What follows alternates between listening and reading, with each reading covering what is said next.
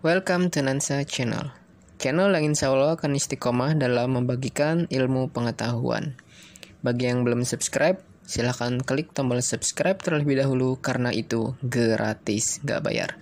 Kemudian, like dan komen di kolom komentar jika ada kekurangan dari video yang disajikan.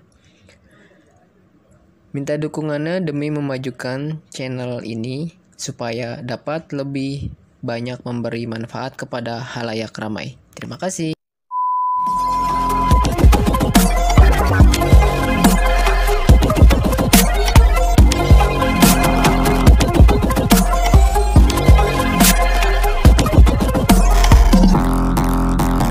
Assalamualaikum warahmatullahi wabarakatuh.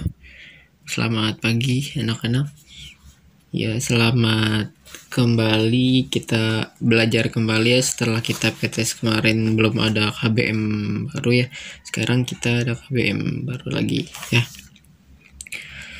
Oke, pada pertemuan sebelumnya kita terakhir itu membahas tentang sistem komputer perangkat keras atau hardware. Ya, pada kesempatan kali ini kita akan membahas bagian selanjutnya yaitu perangkat lunak atau software pada sistem komputer. Kalau kemarin kita berbicara tentang hardware itu yang kelihatan fisiknya ya, sedangkan kalau ini software bentuknya tidak terlihat fisiknya, tapi hanya berbentuk file ya, makanya disebutnya itu software, yaitu perangkat lunak. Sebelum kita lanjut ke materi kita yang baru ini, alangkah baiknya kita berdoa terlebih dahulu. Berdoa menurut agama dan kepercayaan kita masing-masing. Berdoa dimulai.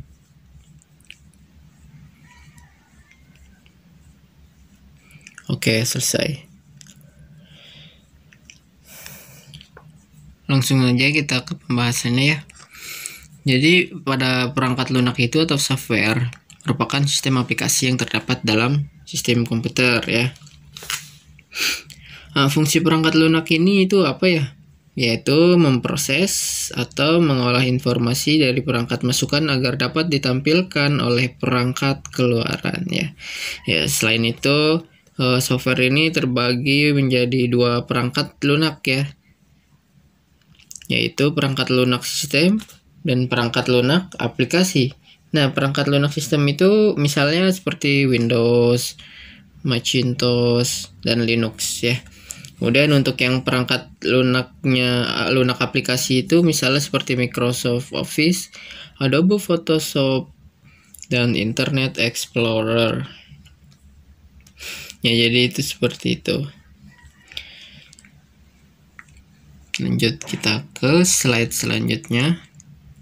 Nah, seperti yang sudah tadi kita sebutkan ya, di situ ada Windows. Nah, Windows ini masuknya ke mana?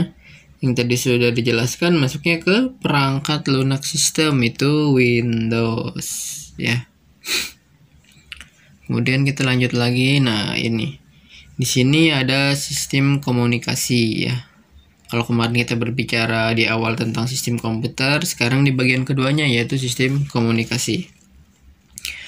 Sistem komunikasi saat ini berkaitan dengan peralatan canggih yang mampu menghubungkan seseorang dengan orang lain yang terpisah jarak dan waktu ya.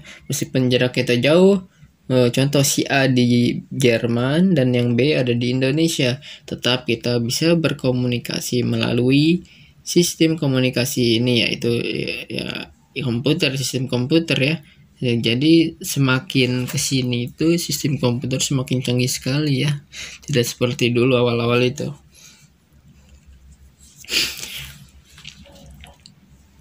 Nah, kemudian peralatan dalam sistem komunikasi yang biasa digunakan oleh kita ya pada umumnya seperti yang ada di gambar, itu ada telepon dan faxmail.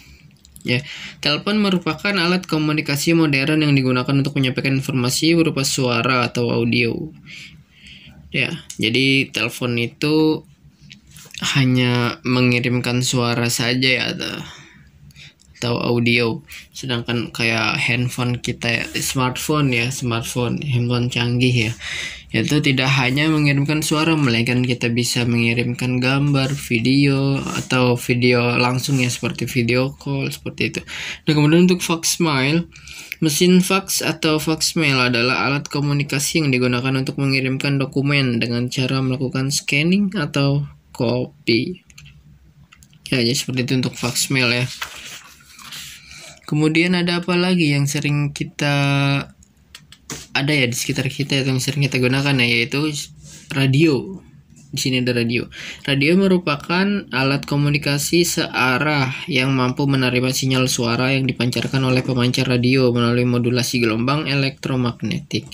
Ya, dikatakan searah karena radio hanya mampu menerima pesan berupa suara saja, dan modulasi merupakan proses penumpangan sinyal suara terhadap gelombang pembawa. Nah, itu dari radio. Kemudian sekarang televisi merupakan media telekomunikasi yang berfungsi sebagai penerima siaran berupa audiovisual ya. Kata televisi berasal dari bahasa Yunani loh, yaitu ada tele ya, yang berarti jauh, dan dari bahasa Latin visio yang berarti penglihatan. Berarti televisi itu dapat diartikan sebagai alat komunikasi jarak jauh yang dapat menerima informasi berupa gambar yang dapat dilihat dan didengar. Nah, kemudian di sini ada telepon seluler. Merupakan perangkat telekomunikasi yang canggih. Hal ini dikarenakan kemampuannya dalam menggabungkan beberapa alat komunikasi sekaligus seperti telepon, pager, radio, televisi, bahkan internet ya. Dengan kecanggihannya, telepon seluler menjadi alat komunikasi modern yang saat ini sudah digunakan oleh sebagian besar masyarakat di dunia ya. Khususnya di Indonesia ya, penyebaran handphone seluler ini sangat pesat sekali ya. Karena dengan harga yang kita dapat jangkau, kita sudah bisa memiliki smartphone yang bisa dibilang kemampuannya sudah canggih ya dibanding handphone dulu ya. Oke. Nah, di sini ada sistem jaringan, kita bahas nanti di pertemuan kita selanjutnya. Oke, untuk tugas ya kalian buat rangkuman atas penjelasan yang tadi Bapak sudah jelaskan. Kalian buat rangkuman, kemudian kalian kirimkan atau kalian foto dan kirim japri ke WA personal Bapak ya, WA pribadi ya, atau yang disebutnya dengan japri. Oke, sekian pertemuan kita pada kali ini, pembahasan kita pada kali ini. Mudah-mudahan apa yang telah kita pelajari dapat bermanfaat ya. Kita doakan juga semoga situasi seperti ini cepat segera selesai ya. Karena semua juga nggak hanya murid aja yang kangen untuk sekolah ya, belajar langsung di sekolah, para guru juga seperti itu ya. Jadi kurang lebihnya mohon maaf ya. Mari kita ucapkan sama-sama alhamdulillahirabbil alamin. Assalamualaikum warahmatullahi wabarakatuh.